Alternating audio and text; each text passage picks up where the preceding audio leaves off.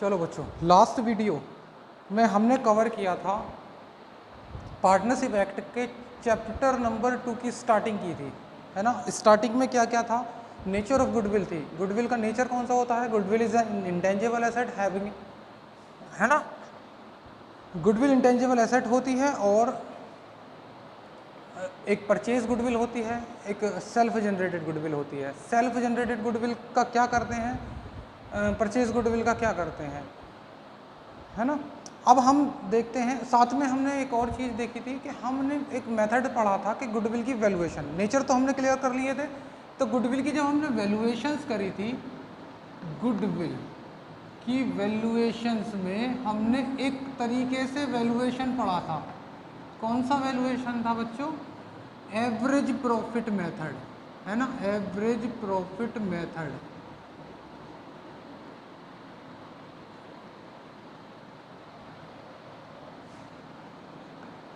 क्या था ये average profit method? Goodwill is equal to, यानी गुडविल की जो वैल्यू होती थी वो एवरेज प्रॉफिट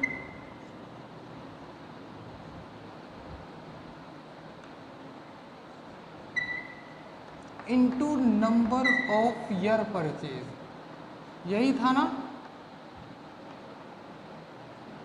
ये था नॉर्मली गुडविल की वैल्यू निकालनी है, एवरेज प्रॉफिट कैलकुलेट करना होगा, है ना, और ये हमेशा गिवन होगा। ये हमारी बेसिक सी चीज़ें थी एवरेज प्रॉफिट के अंदर। तो आइए अब हम इस मेथड को प्रैक्टिकली समझते हैं कि गुडविल की वैल्यूएशंस कैसे करते हैं। ध्यान रखना, इसके बाद हम नेक्स्ट चैप्टर में पढ़ेंगे ट्रीटमेंट ऑफ गुडविल, यानी अकाउंटिंग ट्रीटमेंट हम गुडविल का क्या करते हैं, यानी गुडविल को की जनरल एंट्रीज क्या होती हैं, गुडविल की जो बैलेंस शीट में प्रेजेंटेशन होगी वो क्या होगी, है ना, उसको हम राइट ऑफ कैसे करेंगे, राइट ऑफ करने की एंट्रियां क्या होंगी, ये this will be in next chapter. तो now we will discuss only on the valuation of goodwill. ठीक है बच्चों, क्वेश्चन नंबर फर्स्ट पर आओ। क्वेश्चन नंबर फर्स्ट को डिस्कस करते हैं। क्या है फर्स्ट क्वेश्चन में? पढ़ो बच्चों, सभी पढ़ेंगे। Goodwill is to be valued at the 3 year purchase. Question number 1, हमें कैलकुलेट करनी है गुडविल। तो गुडविल का फॉर्मूला लिख लें, goodwill is equal to average profit into number of year purchase. ठीक है, हमने ये फॉर्मूला लिख लिया। लेकिन अब पढ़े क्या करते हैं, goodwill is to be valued at the 3 year purchase of 4 year average profit, यानी 4 साल का एवरेज प्रॉफिट निकालो और उसको 3 ईयर परचेज कर दो, गुडविल निकल कर आ जाएगी। तो नंबर ऑफ ईयर परचेज कितनी है इसमें? पहली बात तो ये कि number of year purchase 3, goodwill is valued 3 year purchase. ठीक है, 3 सालों तक की हमने गुडविल खरीद ली। एवरेज प्रॉफिट कैसे करना है? Of 4 year average profit. तो 4 साल के प्रॉफिट लो, उसका एवरेज कर दो और यहां पर पुट कर दो, सिंपल है। और 4 साल के प्रॉफिट भी दिए हुए हैं, देखो 2015 का 12,000। तो वर्किंग नोट बना लें, working note number 1, average profit कैसे निकालें? देखो बच्चों, तो एवरेज प्रॉफिट निकालने के लिए इनका एवरेज कर दो, क्या 12,000, 18,000, 16,000 और 14,000, ये लो।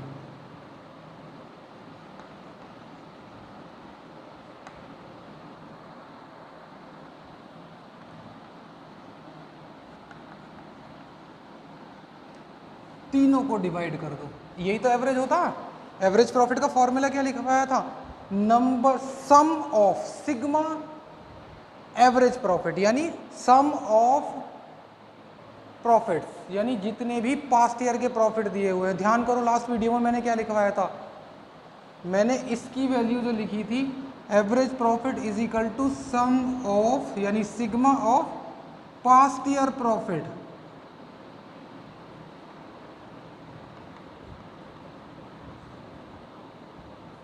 Divide by number of past year. कौन सी ईयर? Past year. तो सम कर दिया इनका टोटल, करो बच्चों जल्दी से सम कितना होता? 40,000 डिवाइड बाई इतना, तो ये हो जाता है 10,000। तो एवरेज प्रॉफिट आया हमारा 10,000, नहीं 12 और 18 30 और 16 और इतना 60, तो ये आता है 15,000। ठीक है, इसकी वैल्यू रख दो यहाँ पर एवरेज प्रॉफिट की जगह। और गुडविल की वैल्यू कितनी आ गई बच्चों? 45,000। Now this is the final answer, है ना? नोट डाउन जल्दी से नोट कर लें।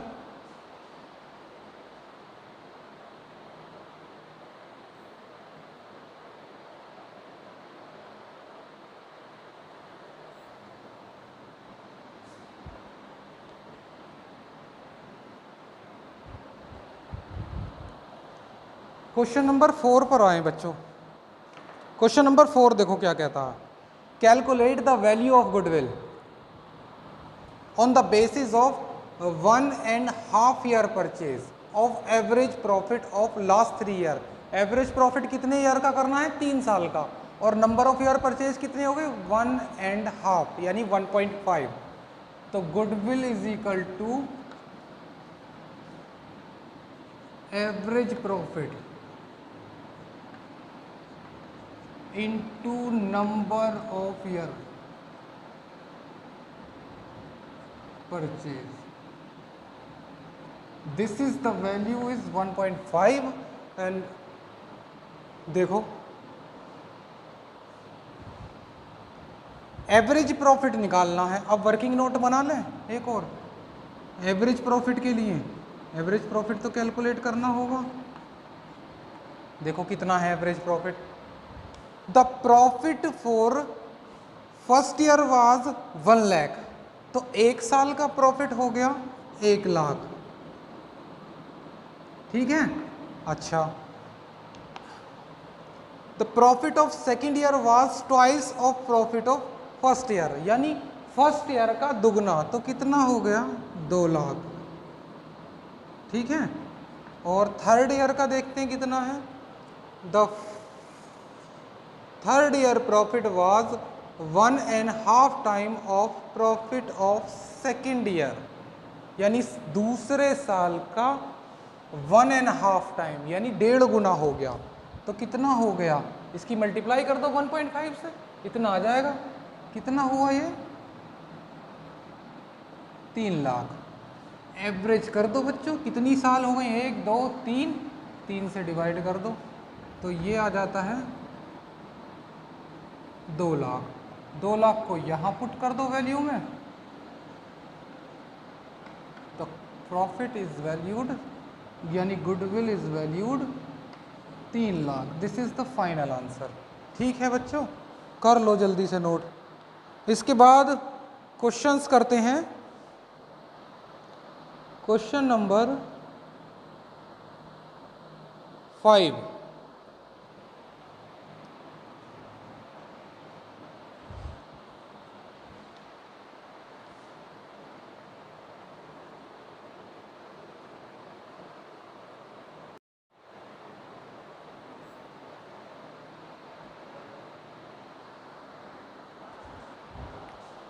चलो बच्चों, इसके बाद हम आते हैं क्वेश्चन नंबर 5 पर। ठीक है, ध्यान से पढ़ना क्वेश्चन नंबर 5 को। A B C are the partner, ratio है इनकी 3:2। उन्होंने एडमिट करा सी को एज ए न्यू पार्टनर। अच्छा, सी को क्या दिया गया? 2/5 दिया गया शेयर में। हमें तो काम की बात देखनी है, क्या करा रहा है क्वेश्चन में? You are required to value of goodwill. किसको लेकर आए किसको नहीं लेकर आए हमें उससे कोई मतलब नहीं है, हमें तो सिर्फ वैल्यू ऑफ गुडविल कैलकुलेट करनी है फिलहाल, है ना। इसकी जरूरत फिलहाल नहीं है अभी। तो देखो, goodwill of the firm value 2 year purchase, तो गुडविल की वैल्यू कितनी है? 2 ईयर परचेज है। अच्छा, एवरेज करना है लास्ट 3 ईयर के प्रॉफिट का बच्चों, लास्ट 3 ईयर के प्रॉफिट का एवरेज करना है। अभी तक क्वेश्चंस नॉर्मल जो प्रॉफिट दिए होते थे 1 लाख 2 लाख 3 लाख, लेकिन यहाँ पर एडजस्टमेंट है ना। तो एडजस्टमेंट करते समय हमें क्या करना है, देखो जरा ध्यान से। यानी प्रॉफिट है 2018, 2017 और 2016, एक तो 30,000, 80,000 और 1,10,000।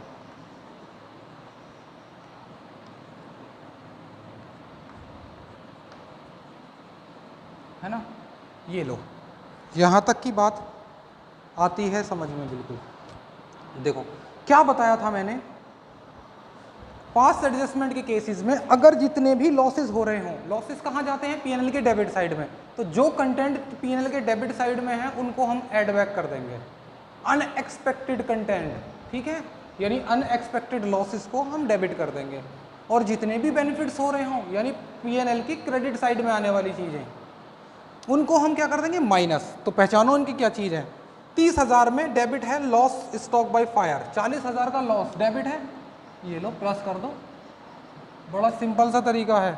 अच्छा, इसके बाद इंक्लूडिंग वॉलेंट्री रिट्रेचमेंट कंपनसेशन, क्या होता है ये voluntary retrenchment compensation, VRS golden shake hand scheme, यानी जब एक सरकारी एम्प्लॉय यानी कोई गवर्नमेंट डिपार्टमेंट में जॉब करने वाला व्यक्ति जब अपनी मर्जी से जॉब छोड़ देता है, यानी अगर उसकी रिटायरमेंट के 5 साल बचे हैं, तो गवर्नमेंट क्या करती है, उसको वॉलेंट्री रिटायरमेंट दिला देती है। या तो गवर्नमेंट उसे वॉलेंट्री रिटायरमेंट दिलाएगी या वो खुद ही वॉलेंट्री रिटायरमेंट ले लेगा। दो कंडीशन होंगी भाई, या तो गवर्नमेंट दिलाएगी, गवर्नमेंट क्यों दिलाएगी भाई, गवर्नमेंट दिला सकती है एक ऐसा व्यक्ति जो सरकारी डिपार्टमेंट में काम कर रहा है, उसे गवर्नमेंट निकाल तो सकती नहीं जबरदस्ती, लेकिन उससे कहेगी भाई एक काम कर, तू जॉब छोड़कर चला जा। वो कहेगा क्यों चला जाऊं भाई छोड़कर, गवर्नमेंट कहेगी कि छोड़कर चले जाओ, ये बताओ कि तुम्हारी रिटायरमेंट के अभी कितने दिन बचे हैं, कहेगा 5 साल बचे हैं। अच्छा, 5 साल तक तू हमसे सैलरी लिए बगैर नहीं मानेगा, हाँ नहीं मानेगा, तो गवर्नमेंट कहेगी ये ले 5 साल की सैलरी, अभी जा घर बैठ आराम से। ये क्या करा गवर्नमेंट ने, क्या बेनिफिट हुआ गवर्नमेंट का, 5 साल की सैलरी तो गवर्नमेंट उसे देनी थी, वो रहता तो भी, नहीं रहेगा तो उसने दे दी, लेकिन 5 साल तक वो रहता व्यक्ति काम तो करता ही नहीं था, वो 5 साल तक सैलरी भी लेता और काम भी नहीं करता। तो ऐसे व्यक्तियों को क्या कराती है गवर्नमेंट, वॉलेंट्री रिटायरमेंट दिला देती है। क्यों, क्योंकि उसकी जगह जब कोई और आएगा तो वो काम तो करेगा कम से कम, और वो क्या कर रहा था, वो सैलरी भी ले रहा था, काम भी नहीं कर रहा था, इसका मतलब उसे सैलरी दे के भगाओ, इसकी जगह कोई काम तो करेगा।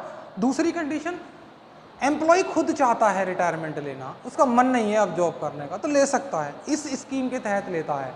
तो इस स्कीम के तहत मैंने जो बताया वो 5 साल के जो पेमेंट दिया जाता है, गवर्नमेंट उसको एक्चुअल कैलकुलेशन के हिसाब से उसको कुछ पैसे दे देती है, उसी को ही उस पैसे अमाउंट को, यानी जब हम जॉब करते हैं हमें मंथली वर्क करने पर जो पेमेंट मिलता है हम उसे सैलरी कहते हैं, लेकिन उसने 5 साल तक काम कहाँ किया, काम थोड़ी किया उसने, उसे तो बिना काम करे पैसे मिल गए, उस अमाउंट को क्या कहते हैं हम, VRS golden shake hand scheme. इसको गोल्डन शेक हैंड स्कीम भी कहा जाता है इनकम टैक्स की लैंग्वेज में। तो ऐसी स्कीम को कहा जाता है वॉलेंट्री रिटायरमेंट कंपनसेशन। कंपनसेशन किसने दिया, गवर्नमेंट ने, किसको दिया, व्यक्तियों को दिया, हमें दिया होगा अगर हम जो गवर्नमेंट जॉब करते हैं तो, ठीक है। तो ये तो बेनिफिट हुआ पार्टनर को, इसको माइनस कर दो जब बेनिफिट है तो। अब इतनी सी बात के लिए इतनी लंबी कहानी क्यों बताए, वे सीधे बता देते कि माइनस कर दो, है ना। अगर कहानी ना सुनाता तो बस ये सोचते रहते कि माइनस क्यों करा भाई इसे, ये हमारा कौन सा फ़ायदा है, ये तो कंपनसेशन है, नुकसान है ना। चलो खैर कोई बात नहीं, अब तो सुन ली कहानी, आगे चलते हैं। प्रॉफिट 1,10,000 इंक्लूडिंग गेन, ये तो सीधा लिख रहा है गेन, माइनस करो इसे। तो जो एडजस्टेड प्रॉफिट आया, ये जो प्रॉफिट थे, ये जो प्रॉफिट था वो विदाउट एडजस्टमेंट था, हमने एडजस्ट करके जो प्रॉफिट आया इसको कह रहे हैं हम एडजस्टेड प्रॉफिट। कितना हो गया ये, 70,000, ये कितना हुआ,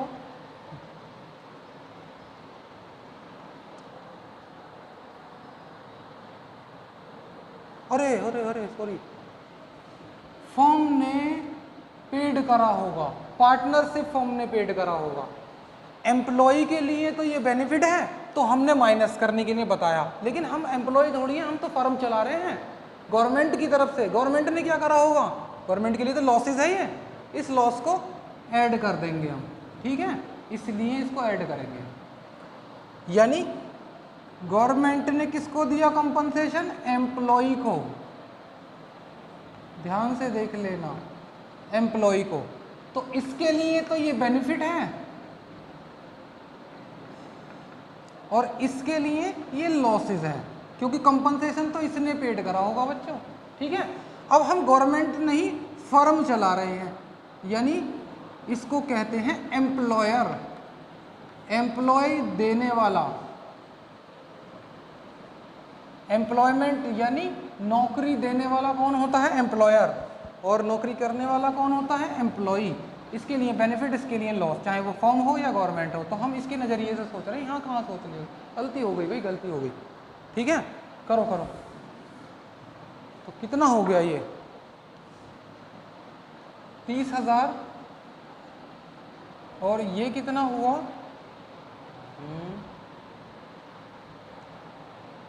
80,000। एवरेज प्रॉफिट हो गया 1,80,000। इसको डिवाइड कर दो नंबर ऑफ ईयर, कितनी ईयर है? 3 ईयर, तो ये आ गया 60,000, ठीक है बच्चों। Then goodwill is equal to average profit into number of year. Average profit आया 60,000, नंबर ऑफ ईयर कितने परचेज थे बेटा? नंबर ऑफ ईयर थे 2 ईयर परचेज, तो गुडविल की वैल्यू हो गई 1,20,000। अच्छा, अगर क्वेश्चंस में ये पूछे कि ये तो गुडविल हो गई, समझ में आती है, कैलकुलेट कर ली, बहुत आसान हो गई है ना। अब ये दो पार्टनर थे ए और बी, जिनकी रेशो थी 3 और 2, और हमने नया पार्टनर लेकर आ गए, इनकी रेशो थी 3:2। ये नया पार्टनर लेकर आए सी 2/5 के हिस्से के लिए। बच्चों ये बताओ कि टोटल फर्म की गुडविल तो हुई 1 लाख, जो भी हम इस मेथड से कैलकुलेट करते हैं वो आती है फर्म की गुडविल। ये गुडविल कौन सी है? फर्म्स गुडविल, है ना। पूरी फर्म की गुडविल इतनी, तो ये कितनी लेकर आएगा गुडविल के पैसे? ये कितने लेकर आएगा? ये भी 1,20,000, यानी टोटल गुडविल का इतना हिस्सा लेकर आएगा, 2/5। तो कितना हो गया ये कैलकुलेट कर लेना, ठीक है। तो ऐसे इसका निकाल लेंगे हम। ये थे हमारे क्वेश्चन नंबर 1 to 6, 7। ये क्वेश्चन होमवर्क के लिए करने हैं बेटा तुम्हें ट्राई। क्वेश्चन कौन सा था? 2, 3, 4, 5 और नंबर 6 and 7। फिलहाल बस इतना ही करना आज के अकाउंट्स के उसमें, इसके बाद आगे करते हैं।